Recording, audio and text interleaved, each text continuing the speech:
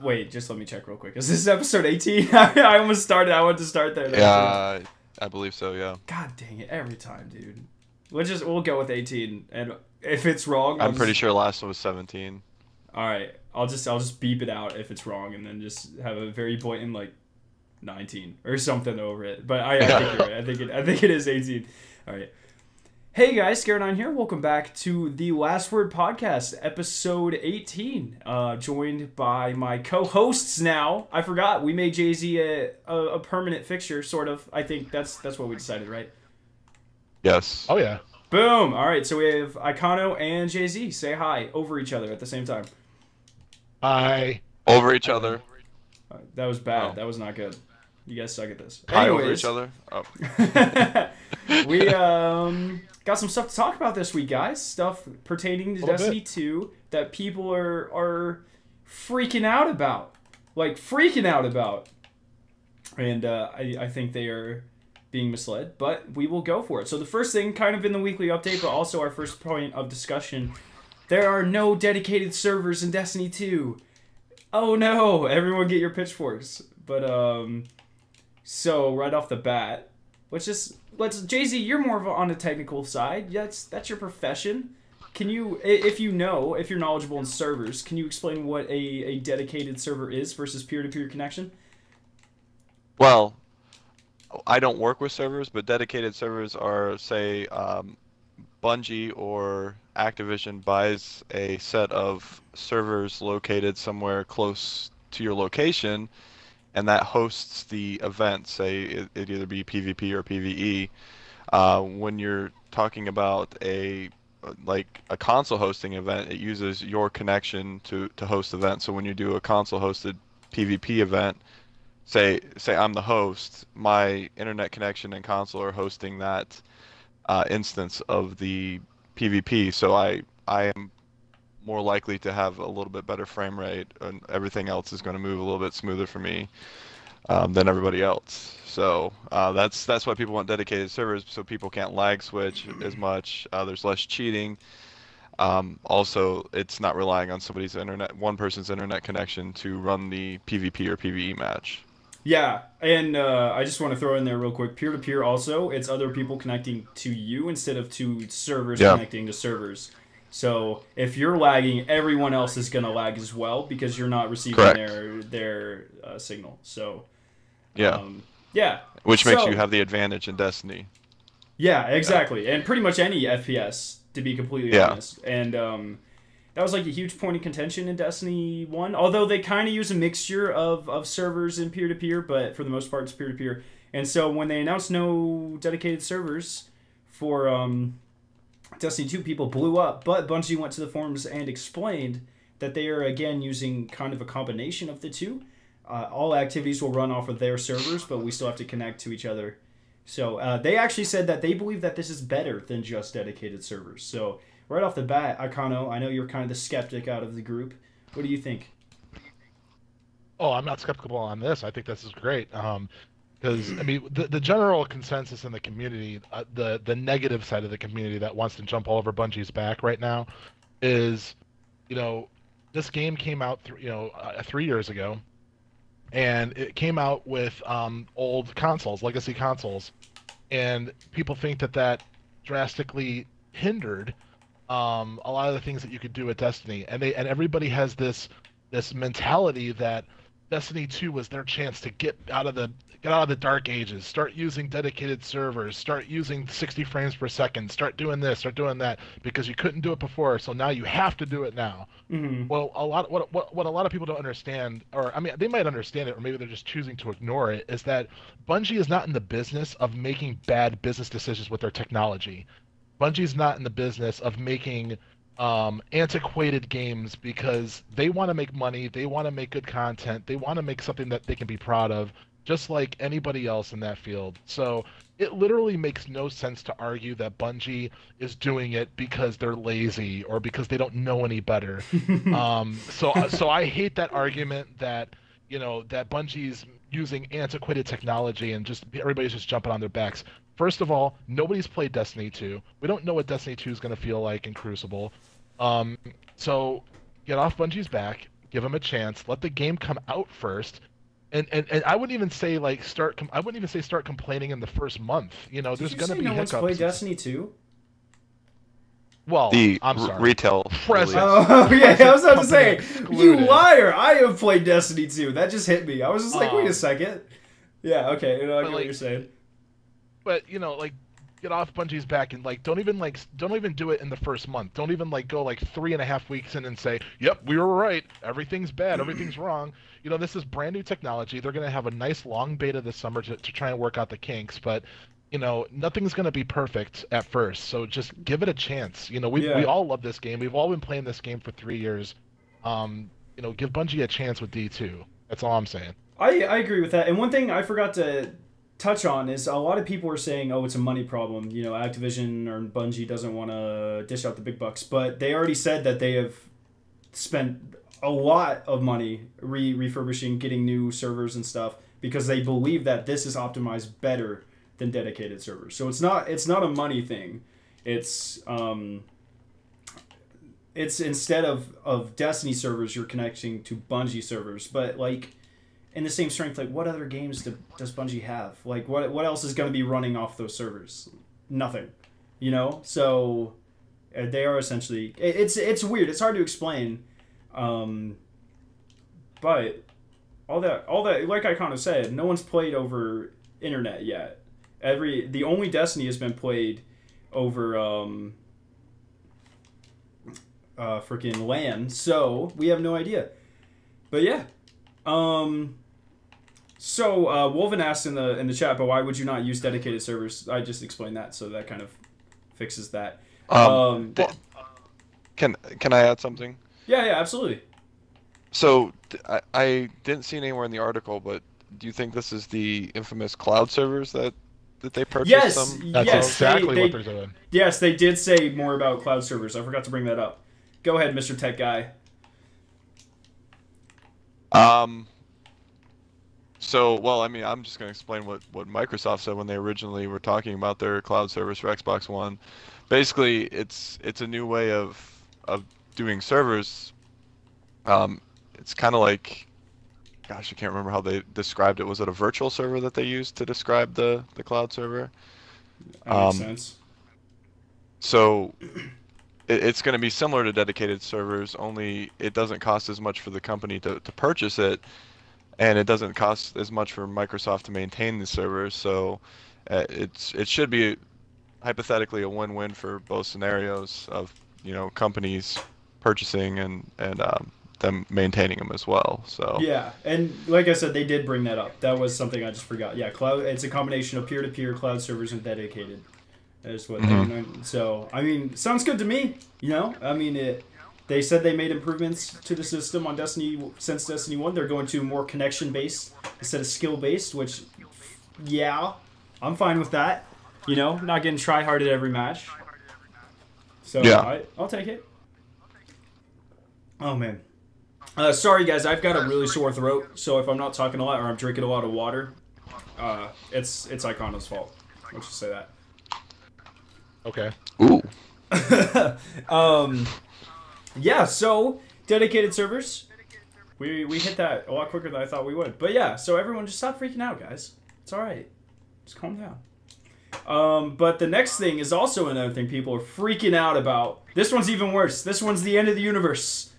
No one was freaking out about this until Reddit got a hold of it, and now Reddit went ham. It is the end of the universe. It is that Destiny 2 will not have 60 frames per second on consoles. Oh my god, what is Bungie thinking?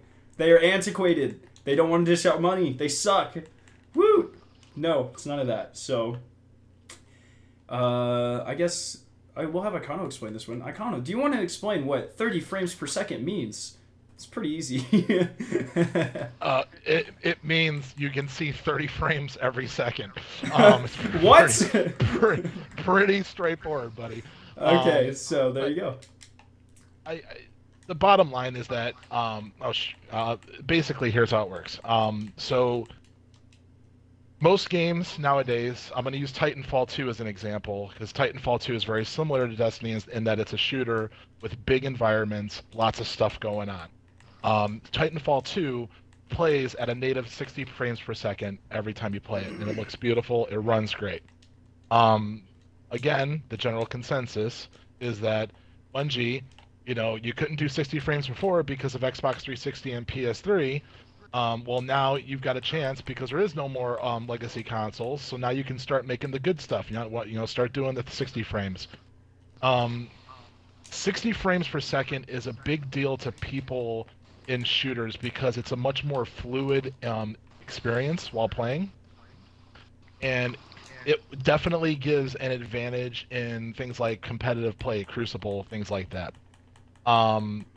So what the argument right now online is that Destiny or Bungie has said that both Legacy, well, they didn't specifically say Scorpio, but it's pretty much all but confirmed that Scorpio will not run at 60 frames per second, nor is the PS4. The only thing that can run higher than 30 frames per second is PC. The reason for that is because the CPU memory that's available on the consoles is not high enough to run 60 frames per second in the environments that Bungie has built. So Bungie made a judgment call. They decided that in order to make the environments as big as they want, in order to have all the particle effects, have all the people on screen at once in patrol and in raids with everything that's going on, they didn't want to degrade the quality of their game by offering it in 60 frames per second. Mm-hmm. That's their stance, is that the consoles just simply can't handle it because the CPU RAM or memory is just not good enough. And to the point of people freaking out about the Scorpio not doing it, it makes zero sense for them to put all the time, because you have to remember, Bungie is not making the PC version; they're outsourcing the PC version. They're not doing it. That's why it's delayed. So the thing that people are like freaking out, like, oh, you could just take the PC version and put it on Xbox Scorpio. No, that's not how it works. They would have to do completely. They would have to redo the visual design and development of the engine for one console. In a console, they're not even paid money for. Like, if it was PlayStation Pro, that would make sense. PlayStation pays them extra money. I could kind of see that. But there's no way in hell that they would ever do it for just the Scorpio, because that would undermine their terms with PlayStation, and that would be so much extra work, it wouldn't be worth it. And they don't, and it's not even like a console that people have started to order. They don't even know how well it's gonna do yet. So, like, no one could buy a Scorpio. We don't know at this point. So that doesn't make sense to me. Yeah, I just wanted to put that aside in there so you can continue with your explanation if you want. Well, I mean, I think everybody gets. I mean, that's the bottom line, is that it's it's better, absolutely. First things first, the vast majority of the community that plays Destiny isn't even going to care. They're not going to notice. They won't care.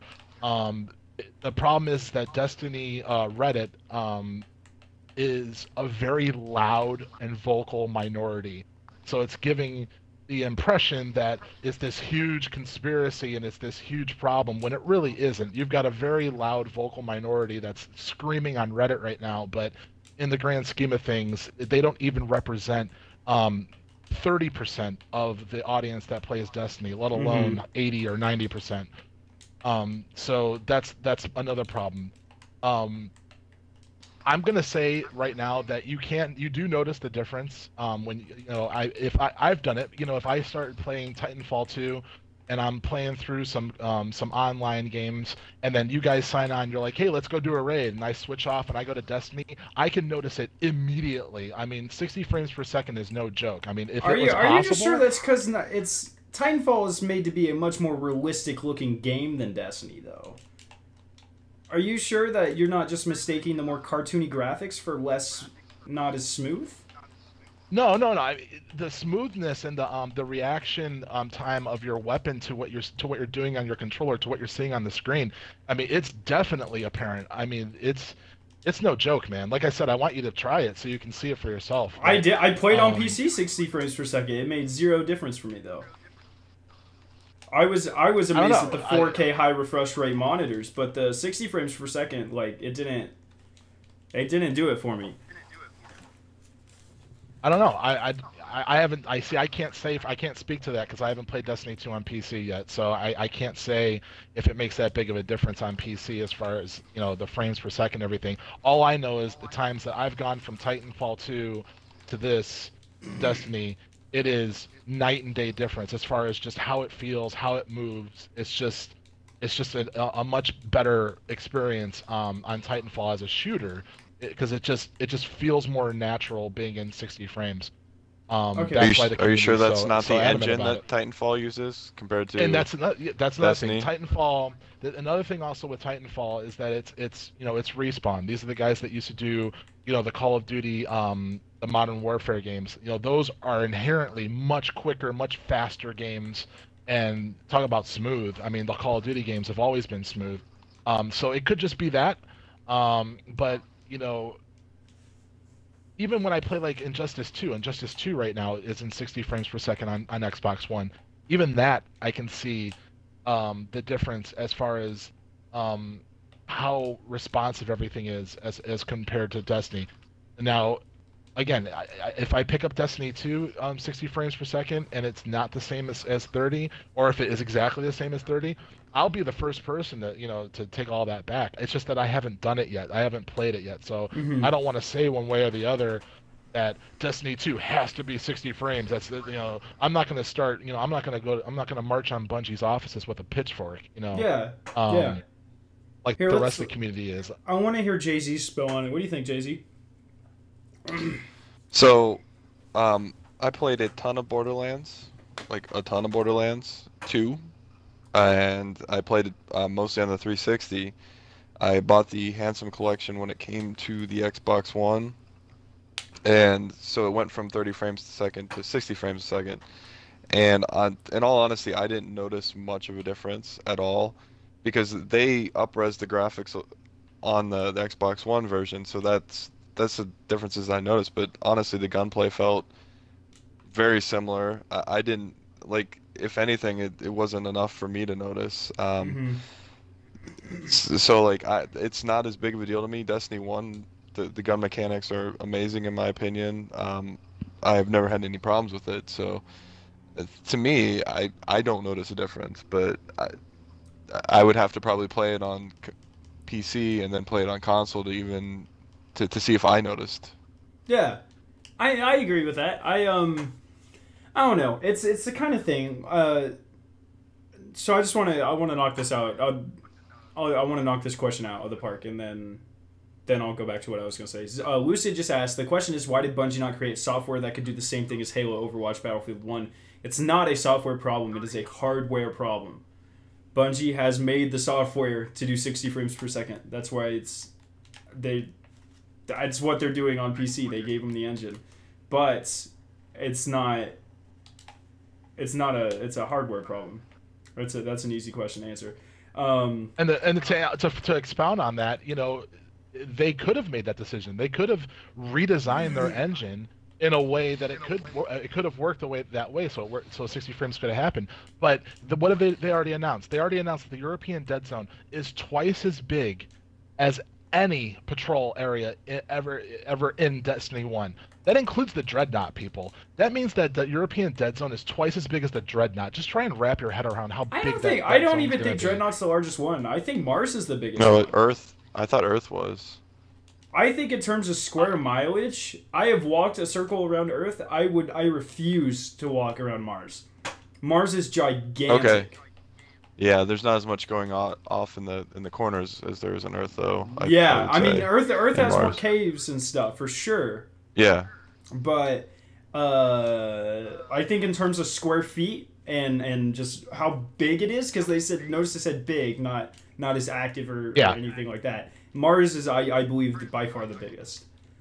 And it could just be that you can't use your Sparrow on the Dreadnought, that the Dreadnought feels... Yeah, that's definitely true.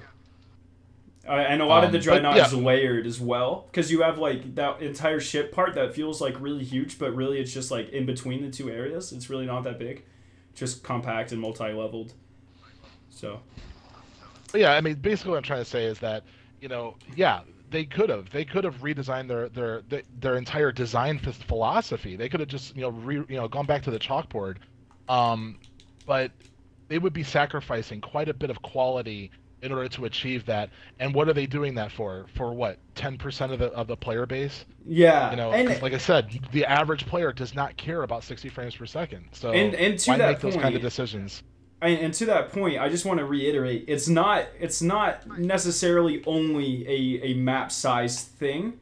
It's everything moving inside of that giant map. Every area of patrol is rendered at once.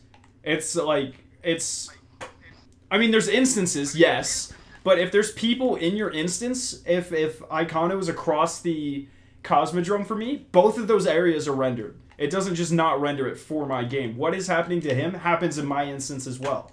So in things where that's twice as big, and not only that, you know, it's not only people moving around. You have particle effects. For instance, like on screen right now, the moving particles right there, that takes up, that's RAM. That's something moving.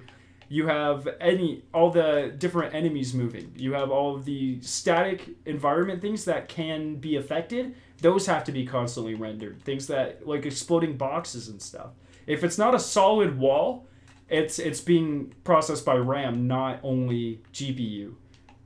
Not to mention all the weapons and armor on every Guardian in that instance. Yeah, exactly. You know, when you're looking at like what they were managed to do with Age of Triumph, with how good all the raid gear looks, you know, when you're talking like 16 Guardians in the same space at the same time, all wearing that Crota armor, that's got to be a hell of a tax on the system. Yeah, exactly. And I just want to, I kept pointing out RAM. The really big toll is on the CPU though, but whenever you render something like that, it goes through the CPU and then the RAM. So that's what I meant by that. But still, it's not a software thing. It is very much a hardware thing. So I mean, when a PS4 Pro, which is optimized to do stuff like this, can't handle it, like there's gonna be a lot of moving parts in Destiny. Like that should tell us something huge about what's coming in Destiny 2, right? So there you go. I'm pretty excited. I don't really notice the difference. There's also an argument to say that if they were going to do it for PS4 Pro, they would definitely do it because they have a vested interest to make PS4 Pro the one to buy. So like if they were going to do it, and if they said, "Oh, we can't do it on Scorpio, sorry, just can't make it happen," but the PS4 Pro can get 60 frames per second, you don't think they would try and do that? Or Absolutely. at least Activision would try and push for that, or Sony would? So if they're not doing that, at least that tells you that it's not a choice by Bungie to purposely make their game inferior. They're doing it for a reason. Let's respect their judgment. That's one thing I don't understand. Here's a whole nother discussion I want to have. It kind of relates to the same thing. People always think that game developers are out to get their money and stuff, but to people working at Bungie, the people designing this game, it is in their best interest to keep you guys as happy as possible. Because if they don't, their game's not successful, and then they don't have jobs anymore.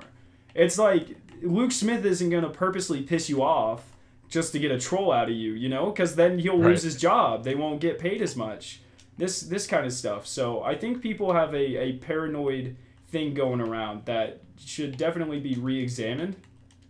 And realize, like, they literally gain nothing by not doing this on purpose kind of thing, so... Yeah, all right. Is that it? Jay-Z, do you have anything else to say on the 30 frames per second kind of thing? Okay, well, here's a question. Do you guys think it will have a huge impact on console sales? Do you think more people would rather dish out a couple $1,000 for a PC that can handle 60 frames per second than just deal with 30 less frames per second? I would say the people that are like they just care about graphics and that's it, might, but for me, why I'm staying where my friends list is, why would I move to PC? Fair enough. Why would I pay $600 for a rig to get it 1080p 60 FPS just to play by myself, basically, or you know, make a whole new friends list when I made a bunch of good friends in Destiny 1, like friends that, you know, if I lived closer to would hang out with in real life, you know. That type of thing. Yeah. That's me. You didn't make the list. I'm sorry. I'm no! talking Icon. But no, I'm just playing. but yeah, like, why would I abandon like all the people that I get on every night to play with Because it's and 60 enjoy frames per communicating second, with? man. That's Oh why. yeah, because that matters a lot. So, but I mean, that's how I am. It's like it's where my friends are. Like, why would I abandon that? Like, if everybody was moving to PC, yeah, I'd save a bunch of money and probably get a $2,000 PC And and don't get me go wrong, like bankrupt and do whatever. But if crossplay was a thing, if there was a way that yes, I could take my same 3 Guardians and load them up on PC and Xbox and Mhm. still maintain all my gear, all my progression, everything, yeah, of course I would. And I would spend the money for it too. I would buy the PC. I would buy Destiny 2 on both PC and Xbox. I would do Mhm. that, but that's not an option. So I have to make a choice. And the obvious choice is to play where my clan is, play with all my yeah, friends. Yeah, So exactly. And but to that point, again, I think that the only instance, I think the biggest reason they don't do cross like platform, like PvP with that is actually kind of relates to the same type of problem with the Xbox's and the PlayStation's lack of hardware. If you put that up against a master race PC, like not, I'm not saying PCs are inherently better, but I mean they are. Like, there's no denying that. Like, if the best PC will 100% kick Xbox's face every time. There's no denying that. So in well, an instance where milliseconds counts, something that can render an instance faster would obviously have a huge advantage. So yeah. Well, Briar Rabbit had a video on how much the rigs that you guys played with at the Destiny 2 reveal, those with the monitor included, which is a $1,200 monitor, you're looking at somewhere like $3,500, like right around in that range, for that PC, that with the graphics card and the CPU and all that. But that's $3,500 if you want to yeah, match what everybody played with at that event. That's a that's lot of money. insane. Yeah. That's an investment, Just and to that just, you can no, buy a you go, used you car go. for that. Yeah, right. You know? Just to give an idea of how important this processing power was, in Call of Duty Advanced Warfare, there was a weapon that literally had a higher fire rate if your computer could process more things quicker. So the only way this weapon was good is if you had a top tier computer, and then it was a top tier gun. But if it wasn't, it was like the worst gun in the game. Like, how crazy is it that how much money you invest in your game or in your station literally affects how quickly you can kill someone? That's insane. So, But yeah, it's that's what I've always liked about console gaming was everybody's on the level playing field with yeah, everything. PC, like you just said, if you have a better rig, there's certain things in some games like, um, what's the game where Rainbow Six Siege, like if you have a solid state drive, the players can load in faster to pick their character faster because you can only pick one of some of the main characters. So people were getting solid states just to do that. I mean, that's that's actually just pretty a crazy. micro. Yeah, so. Yeah, that's why I play console primarily. Yeah, exactly. Plus, like, it's a lot easier to afford a console. Consoles are Yes. a Scorpio's going to be probably the most expensive console ever, and it'll be $500. And presumably it'll be $500. But a computer with that type of stuff with what is it, 12 gigs of GGDR5 RAM, that's like $500 right there. To have something Hmm. that can render 4K, not only render it but take 1080 and make it native 4K, like that's twice the price of the console, and that's not even the entire PC. You still got to pay for an OS. You got to pay for a hard drive, motherboard, all that type of stuff. So Yeah. consoles are a lot more friendly. If you're rich, if you're Bill Gates, build yourself a PC. Do it. If you enjoy your if you enjoy if you enjoy 60 frames per second that much, then yeah. Oh man. So I think in the end, I don't think it'll affect sales that much. I think, like Guy Kano was saying, it's a vocal minority freaking out. But I played both. I played 30 FPS. I played 60 FPS. The 4K blows all of that out of the water. So you guys don't have to worry about it. Yeah, I think that's pretty much the end of that. Just wait and play the game. I think is like you can't dog something until you've played it. That's like the entire reason for a beta or a demo. So yeah. Okay, I think we were wanting to do an update on Icono's. Okay. Yeah. So I posted on Reddit. Basically, I asked a question. I said, you know, does the change to power ammo and two primaries, is that reflective of Bungie still making sweeping changes to PvE because of reactions to things happening in PvP? So what that basically means is, are they limiting shotguns and snipers to the power ammo slot because they're worried about people doing shotgun warriors and snipers and trials all the time and stuff like that? So what they're doing is they're limiting it to the power ammo slot to limit that and force more primary gunplay and, you know, streamlining cooldowns of everybody's, you know, abilities so that everybody has the same time and stuff like that. So what I was questioning is this basically Bungie still doing the age-old Destiny 1 thing where, oops, something's broken in Crucible, guess we have to affect PvE now to fix it?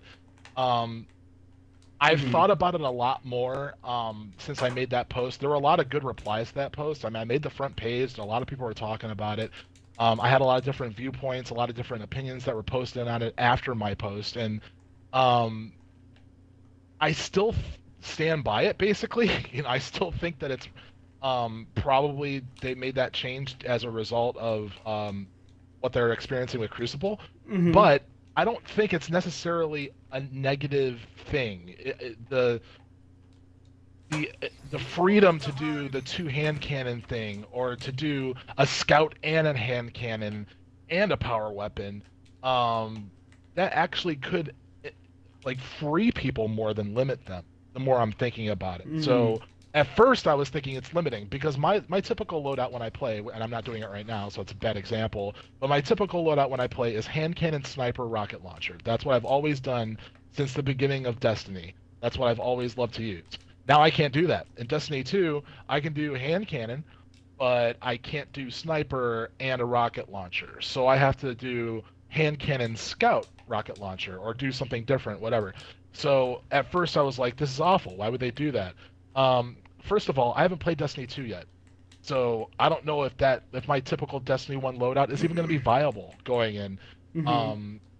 And even though it's technically limiting, the fact that I can have a kinetic scout, but then have a void hand cannon for void burn heroics, that's actually pretty cool. So the more I've really thought about it after I made that post, I've started to lean more towards wait and see. Let's not jump down Bungie's throat. Let's actually play the game first, and then let's see. So I don't feel nearly as strongly about it as when I made that post.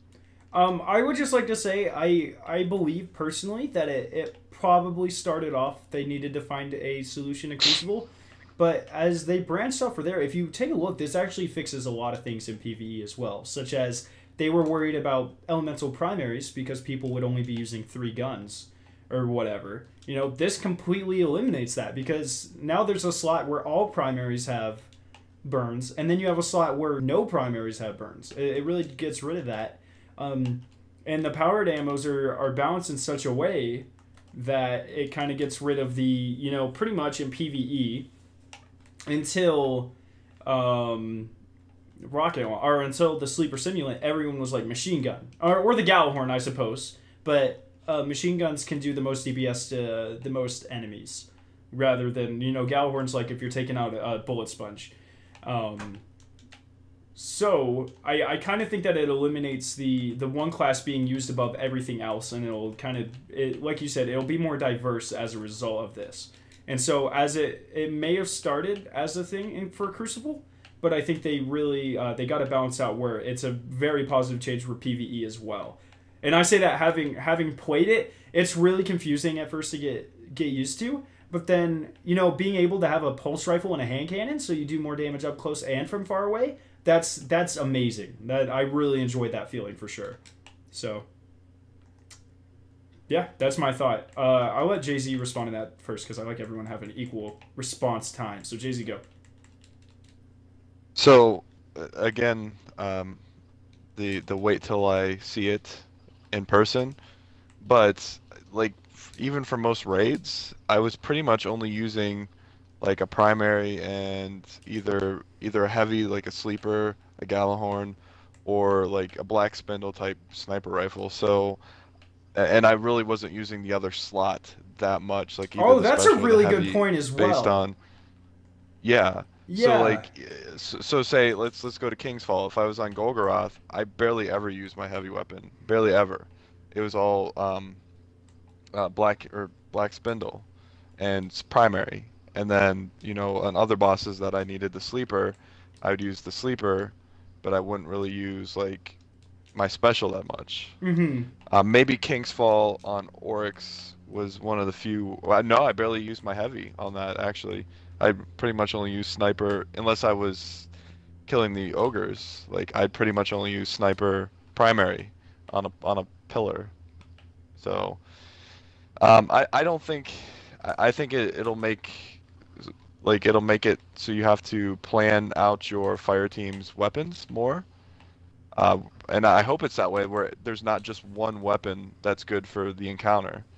Because I think that's part of what Destiny 1, like especially year 1, you needed the Gallahorn.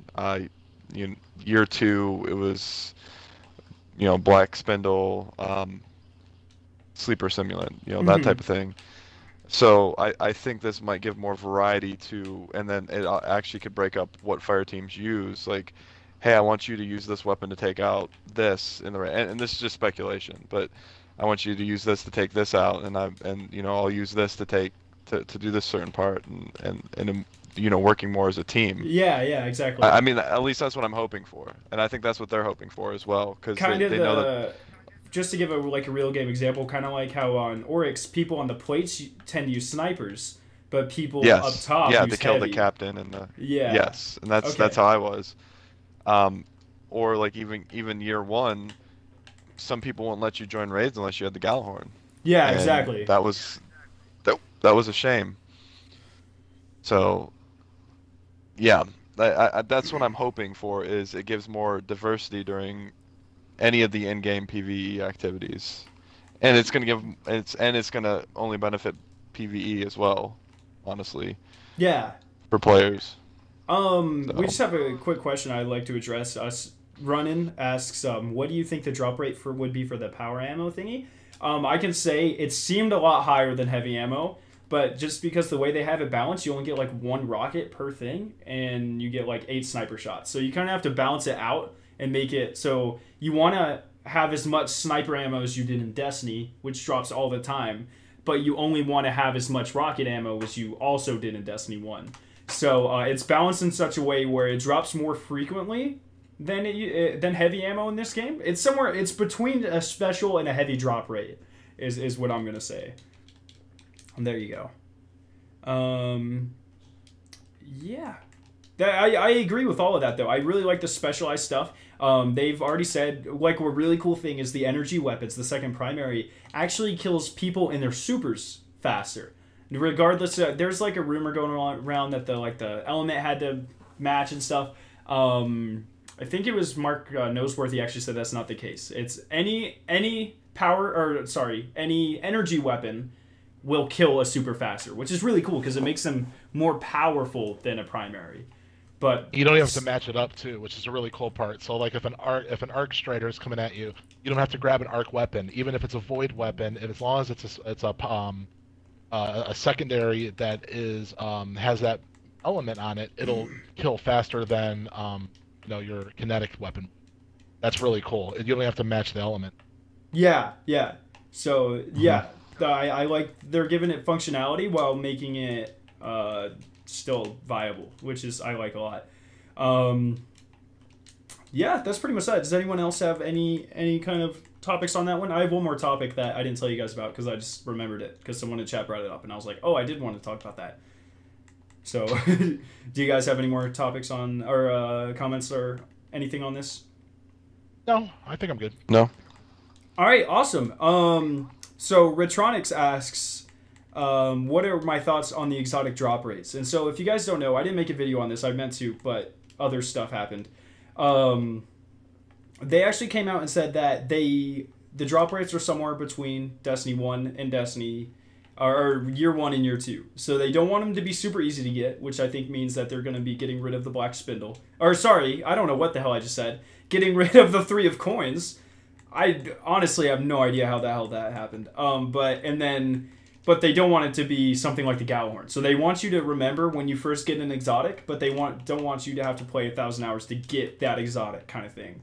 So what I'm thinking is they're going to do a nice balance. I'm thinking the drop rates are going to be exactly the same as they are in Destiny 2, from like Nightfalls and raids and stuff, except they're going to be taking out 3 of coins. That is my prediction, because they drop, I mean, every time you run Wrath of the Machine, you get, I'd say for every 2 runs of Wrath of the Machine, you get a guaranteed exotic, I'd say, and from one of the chests. And I think that is the kind of drop rate they're going from. So my question to you guys is that too high, or is that too low? Or like what is your ideal drop rates for all of this stuff? Year 1, like make it so like I can do a Nightfall and get an exotic that's actually pretty sweet. That's what I want. But they also said on top of that, they said that not only will that be happening, they're trying to do like a mix. They're trying to find a sweet spot. So they said there's going to be Black Spindle type stuff too, where like if you do a particular activity, that exotic will be guaranteed. So it's not going to be one way or the other. So it's going to be probably a mixture of both. There's going to be drops, and then there's going to be dedicated activities to get exotics. All I'm asking is that for the drops, make it like Year 1, to where you have to work for it. Like right now, I mean, these 3 of coins, man. I mean, yeah, sure, you know, you can get a weapon or you can get an armor piece or whatever. But still, you pop these 3 of coins and you go farm. Like, I like to farm the last mission of the Rise of Iron storyline and kill those 3 bosses over and over again, popping 3 of coins. I did that for like an hour one weekend, just trying to see what I could get. I came out of that with like 17 engrams. Like, that's kind of ridiculous. Yeah, know? kind of. So, I mean, exotics are supposed to be just that. They're supposed to be rare. They're exotic. So, don't make it that easy. So I want the Year 1 stuff. Now, people who didn't get Gallahorn until Xur sold it, you know, they're gonna be the ones that say, no, don't go back to Year 1. I went the whole first year of Destiny without having a Gallahorn. You know, those people, you know, have an argument, I guess, but I didn't get a Gallahorn until I played Taniks. And what was Taniks? That was House of Wolves. You know, I had to go quite a bit to get my first Gallahorn. Yeah, so, yeah. And I don't feel like I was cheated out of anything. I did Vault of Glass every week. I did Nightfalls every week. I was working to get my Gallahorn, and I never got it. But that didn't dissuade me from playing the game. If anything, it put a carrot on the stick for me to go and try to get the Gallahorn. We went a whole 3 weeks without that. Got it. Oh man. So, I think my response to that is kind of the same thing. I know Jay-Z is a lot like me. We really like to farm for things. And yes. Not in the sense of three of coins going to Draxus and sitting there for an hour and getting every exotic in the game. I like to actually... I would rather something kind of like the Black Spindle, but you can do it solo, and there's like a 1 in 50 chance of him dropping it, or something like that. Kind of like how Borderlands... Farmable bosses. Farmable bosses, exactly. Borderlands... Specific bosses drop specific legendaries, or their equivalent of exotics, and it's not guaranteed. So you actually have to farm. That's what I want from Destiny. That would make for a lot of really fun streams. That would make for a lot of really just chill moments with your clan. You know, get 3 people in the fire team, and you just go load up and farm this as many times as you can. I believe it was a 3% chance in Borderlands too, if I remember. Well, there you go. Right. So yeah. That's kind of my thing. I'm wondering if that's what are the things called in Patrol? The caves with the boss at the end. Lost Sectors. Lost Sectors. I'm wondering if that's what they're doing with those. Like maybe that boss at the end, because they said that the bosses will be varying difficulty. So some of them will be relatively simple to do, but others will be like much more difficult. I'm wondering if the really difficult lost sectors will be like that, where you can just farm the boss, and like maybe it'll be like a weekly thing. Maybe they'll be on the reset, so they know that you've already killed it this week, so it's not going to be there next time you go down there. I'm Yeah. wondering if that's going to happen because that would give Bungie an opportunity to lock some exotics behind those guys to give you a reason Hmm. to keep going and doing these. Yeah. Yeah. Do you want me to respond to the initial question? Go ahead. Yeah, yeah, for sure. Okay.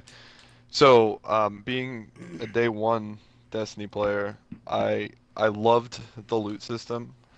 Even though like it was frustrating if you didn't have a Gallahorn, blah blah blah. But if they do how they're how I think their intention is to not lock super powerful exotics for that are, you know, you have to do certain events. Mm-hmm. Um, so if like everybody has an exotic or some kind of exotic, they can be functional in a raid or in a nightfall or an end game activity. I loved the drop rate in year one, honestly, like because I did farm with 3 of coins when it first came out and got like pretty much all the exotics from what was it at the time, the the Orcs DLC. I pretty much had got all Taken those King? Taken King. Yeah, I pretty much got all the exotics that first week just because I was farming the crap out of that. Yeah, And same. And like, at the time, it not that seems it didn't take fun. fun out of it. Yeah, because you're like, Yeah, oh, I get to use all these new guns. but then you're But like, year then it one, crashes hard because we've gone like 2 years yeah. without more than 3 new exotics. Well, and it felt like I earned every single exotic year one. Like Hmm. they dropped at such a rate to where like even the crappy exotics, it was fun to get one because you got to use something different than your normal set of guns. Um, and they weren't. I don't think they were as crappy year one. Like most of the exotics were useful in some way or another. Obviously the Gjallarhorn was the king, but Yeah. like even the Suros was pretty decent year one, or for most of year one. Um, Things like that. So yeah, I enjoyed the slow. Like my first exotic was the Icebreaker, and that was like week 3 or week 4, and I was playing almost every minute that I could. You know that I was home. Yeah. Up until that point, and I believe it was from a blue engram if I remember right. But then I pretty much used the Icebreaker for everything. Like it gave meaning to that gun. I had a story behind it, and I any year Yeah, 3, everyone year 2 remembers when they exotics, got I their have Gallahorn. But if yeah. you ask me, like, where I was when I got, like, anything else, I couldn't tell you. Well, Red Death, I could. Yeah. Anything in year one, I could tell you where I got it. But past that, Hmm. it's like, oh, I got it at the Cryptart, you know? That's really Yeah. what everything has become, which I don't like. And I have a lot of people in the chat saying during school they can't play a lot because they have strict parents or they work so many hours per week and they're casual players, and I absolutely get that. So make the RNG somewhere in between year one and year two, which is what they're doing, Hmm. but don't make it insanely easy either. Like Yeah, like it is you now. Yeah. I think that you should be able to reward the people who can put more time into it. That makes sense. Yes. But at the same thing, you can't punish people who can't afford to put more time into it. Hmm. So, And the other thing is have more exotics. We're all talking about year one, and what have we talked about? We've talked about 3 weapons: Red Death, Icebreaker, and Gallahorn. Well, if it was like um, triple that amount, let's say, then it wouldn't be that big of a deal. If you had like that meant that many more guns to hunt for and to really want to play with, mhm. then not necessarily getting them all the time wouldn't be the end of the world because you've got a different one in your inventory. I think that's another problem is that there just aren't enough exotics. I see. Well, let me pose I this kind of question then. disagree with that. Like, how many custom? If you make so many exotics, that's when you start getting like really boring ones that don't do anything. Like Hmm. the Titan one. What's that stupid Titan one that literally doesn't do anything? Doesn't have an exotic Oh, the perk. The auto rifle. The from yeah, the gunsmith. Um, I can't even think of it. yeah, that Yeah, one. I The never one got it. that's I exotics literally are never got supposed it. to be these things. Same thing. Actually, pretty much all of the gunsmith ones. I mean, the Laylock is pretty Ace cool. of Spades. Ace of Spades and Palalic have. But I mean, it basically you can keep firing that one as long as you're getting headshots. Yes, so but Ace of Spades gets super outclassed by the last word. Even the first curse. Yes. Hawk Moon. Yes. Like, exotics need to be able to compete with each other. They're exotics. Like. So let me pose this question then. Like, even if we only added a few more or if they added a few more exotics, Fabian strategy. Made them so boom. Fabian, that's it. Yeah. Thank you. So what if they made rotating or different perks other than like you have the exotic perks because it should have an exotic, but like rotating other perks like. I think we've had this discussion, and I like that a lot. So well, we had it for legendaries, but not, I think have we had it for exotics? I think we had the discussion for exotics because maybe it was before you started doing it, but I think what it fixes is make the drop rate semi-high, so the people who don't have a lot of time still have that exotic. But the people who have and take the time to go out there and farm for hours have the perfect roll of that exotic. Yes. I like that a lot. And even if it's just little things like Thorn not having Send It or Rifled Barrel or something like that, I like that a lot. Yeah, because we're just farming legendaries for that perfect roll, and it'd be fun to farm exotics as well. Exactly, and that's what I believe. I think that I forgot about that until you brought that up. That I think that is the best way to fix it, based on the exotics we saw at the reveal event. That's not the case, which is unfortunate. But well, maybe in a future DLC or something. We'll see. Yeah. Alrighty. I think we've pretty much hit on everything. This is just kind of like the community is disappointed by episode, and I wanted to go ahead and knock out everything. I'm serious. I was like, going into today, I really think people should be nothing but excited for Destiny 2, especially when we haven't even played the beta yet. Like, the only content that's been played is a pre-alpha build, and so You want to talk about that Mark Noseworthy interview? I didn't watch it. Can we say that for next week, just so I know what I'm talking about a little bit more? Is it still going to be relevant in a week? I don't know. It might be. Okay, yeah, I say let's hold off because I like to make this, like I said, the community is disappointed by and why you should not be kind of episode. I think that's very important. Well, even in our own clan chat, we have a lot of people disappointed over. Even some saying they're probably not going to get the game right off the bat because of certain things. Well, I don't know if you're reading that. No, I haven't. Is it going on right now? It was today, earlier today. Okay, just do this. I'll have this up on Monday. Just anytime anyone complains about the game, just send them the link to this podcast. All right, and then be like, "This is why your concerns don't matter yet." So just do that. I just want to answer a couple questions. So we're in the community feedback section now. Caleb says, I'm pissed they didn't have dedicated servers. Go back and watch the first 10 minutes of the show because they kind of do. They just don't call them that. Run-In says, I don't like being optimistic because I might get disappointed. That's not a bad... I will, that's not a bad way to do it, but at the same time, you shouldn't live your life being like, this game is going to suck. Kind of, like, you got to be excited for it, or else why the hell are you even playing it? So... I don't agree with that. Do you guys agree with that? How do you... just to wrap out the episode, here's a good question. Your expectations going into Destiny 2 compared to Destiny 1 on like a hype level, how are you guys approaching it? Are you expecting a lot more? Are you expecting a lot less? What? Just walk me through it. Icona, you go first. Well, okay, so after the reveal event, I told you what my thoughts were on that. I didn't really see anything. I saw a strike, and then they talked about raids, and they talked about Crucible. They didn't show me that much new, so I don't know how quote unquote hyped I am right now because they haven't shown me anything that's new at this point. With that said, though, it was just a reveal event. We've got E3 coming up. We've got I think Gamescom. We've got the beta. I mean, I still want to play the thing. There's a lot more to happen to like hype me up. So we're just not there yet. That doesn't mean I'm not going to be hyped. But let me also say they've already got my money. Like I've already pre-ordered the game. I pre-ordered the $100 version, so they've got my money. It's not like I'm not going to play the game. I just don't know if I'm quite as hyped right now as I was for Destiny 1, because Destiny 1 was like nothing I've ever seen before.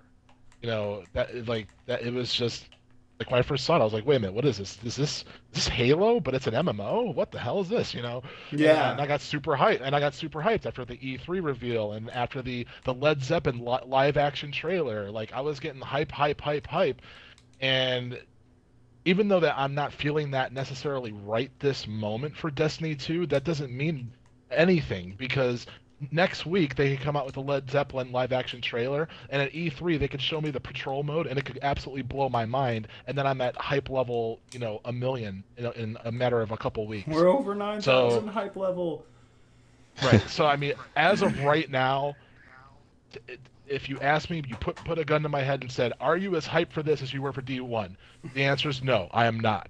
But that doesn't mean that I am disappointed in any way, and I'm also open to the fact, and I'm open to the possibility that as early as 2 weeks from now, that could easily increase by 800%. So it's not like I'm not doing the whole negative half of the Destiny Reddit community that's saying, you didn't show me anything at the reveal, there's no 60 frames per second, no dedicated servers, I quit. Screw this game. I'm out of here. I'm not doing that. I'm not going to be like super negative like that. I'm being cautiously optimistic right now, and I think that's pretty fair to do. Okay. Jay-Z, your turn. I like the cautiously optimistic term that he used, but in all honesty, like I wasn't hyped for Destiny 1 that much until like I played the beta. Like I wasn't that super interested in it. I played the beta. I'm like, this is exactly this is like the successor to Borderlands for me. So I got sucked right into the game, and I didn't have the same lulls that some of the players did in the beginning, because I'm a farming person, like we talked about earlier. So yeah. Like my hype level isn't super high, because I just don't get hyped up for stuff anymore like I used to, because if my expectations go through the roof, it's gonna let me down in some way or another. So I try to stay at an even keel as far as game releases, movie releases, anything anymore, because I just find it better that way, because then I can actually enjoy it for what it is, instead of like trying to find reasons to justify it, or to defend it or not defend it, or you know, whatever. So I really don't have long story short, I really don't have that much hype. Like I'm super excited to play it, and I can't wait till it comes out, but as far as like expectations, they're just not there. Okay. I know it's gonna be good. I'm 99.9% sure it's gonna be what I'm looking for in a game. So I guess just to wrap up my feelings, I'm the type of person who will get hella hyped for a game, but if something doesn't really pan out exactly the way I want it to, I don't get pissed off. Like I'm very open when it comes to game development. I think Rise of Iron's a huge example of that. Did I expect Rise of Iron to be as compact as it was in terms of story? No. I was really excited for the story we were getting. But once like I don't like hate Rise of Iron. I love it. It kind of goes for the entire thing. I'm going into Destiny 2 expecting everything I want, because I've played it. I know that a lot of everything that they're doing I'm going to like. If there's one thing I don't like, such as the 30 frames per second, I'm just going to shrug it off. Whatever, you can't change it. Enjoy the freaking hype video game. Make some awesome content. That's my thing. Anything else other than what Destiny 1 is, that's just a gratuity. Like they're just doing it. They didn't even have to do that, you know? So I enjoy it for what it is. I enjoy it for what it will be, and I'm not going to complain. There's some things I'll complain about. For instance, if the meta turns into fusion grenades only, which it won't because they fixed that. But if it ever came to that type of meta, yeah, I'd be pretty pissed off kind of thing. Because that's like a gameplay aspect. That's not really like a content kind of thing. But in terms of expectations, my hype is through the roof, like each and every day. So pretty excited for that.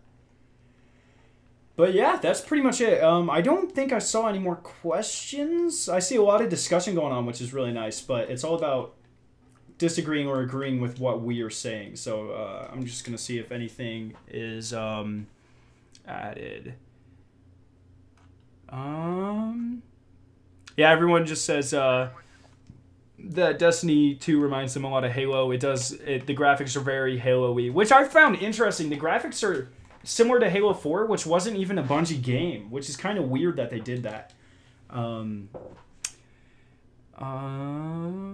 Yeah, pretty much just people saying, for instance, Wolven said he got tired of Destiny because he had to put stupid amounts of hours into getting good guns and white levels. I would also like to say that was year 1 when it was like that, so...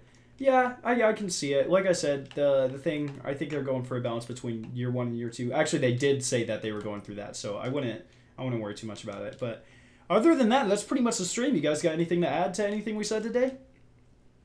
No, I think we're good. No. All right. Well, E3 is June 13th. Correct me if I'm wrong. 13, 14, 15. All right. So. What is that? 2.5 weeks. So that's pretty freaking insane. And Destiny 2 is confirmed to be there. But yeah, it's gonna be pretty exciting. I don't even know. I'm hoping at this point. I'm hoping for a Cade 6 Origins trailer, kind of like how they did Zavala, because Cade 6 has the lore where he used to be human and then he got turned into a Exo, that kind of thing. So I'm really excited. Like I hope they do something like that. That'd be hella awesome. But other than that, yeah, I don't really know what to expect from E3. More awesome gameplay, pretty much. So yeah. Yeah, I guess that's gonna be it for today. All right, Icono, do your thing. Yeah, you can find me at XX Iconoclast on Xbox and Twitter. Awesome. JZ, gamertag. JZ Basketball 25. Awesome. And a smooth voice too. I'm Scaro9, obviously Scaro9 on YouTube and at Scaro9 on Twitter. For all of you guys asking about things like raid carries and stuff, we've gained a lot of subscribers here over the last couple of weeks, so go follow me over on Twitter. I post all the live updates for that on Twitter.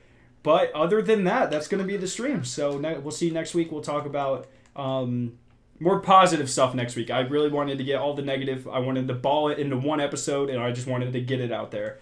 And I think we have successfully done that. So I'm pretty excited for the weeks to come. But yeah, once again, Scaro9, JZ Basketball Iconoclast, and we'll see you next week in episode 19. Peace.